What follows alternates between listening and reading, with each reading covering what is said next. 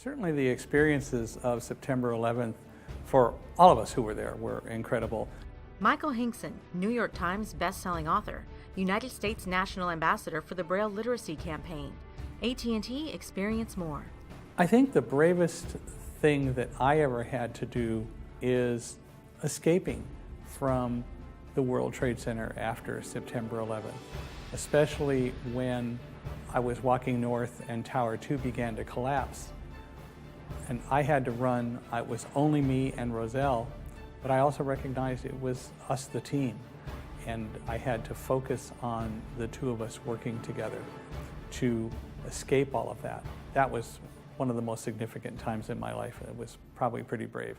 Michael was featured on CNN's America's New War. Michael and his heroic guide dog Roselle made their way down from the 78th floor of Tower 1 before the collapse on 9/11. I learned as a blind person, perhaps in a way that maybe I didn't ever really quite know as well before. I could do whatever I chose to do with my life.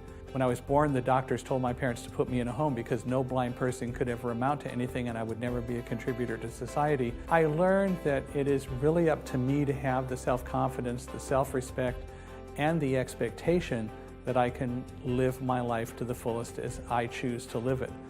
And when people tell me I can't, that I need to be the one to say, yes, I can. I believe that accessibility is a mindset, pure and simple. And that means that the people who develop technologies need to have a mindset that they have to make the products accessible so that I can use them just like anyone else does. Michael uses Ira, an assistive technology that connects the blind with a network of agents via smart glasses. And the more of that happens, the more that people make sure that technology is accessible, the more I will be able to use it and grow and become more proficient. Today, because I have access to a computer with software that makes everything that comes across the computer screen verbalize, I have access to a lot of the entertainment that you have access to. And people have developed and deliberately made sure that the technology is accessible. The technology is a tool. It's a very important tool, but the basics really come down to learning to have the confidence and learning to have the self-respect and discipline to empower myself to live my life as I choose to live it.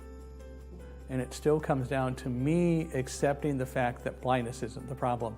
It's our attitudes about blindness and our low expectations that sometimes limit our dreams, and that I have to, and every blind person has to break past that to get to the point where we recognize we can be as good as anyone else in society.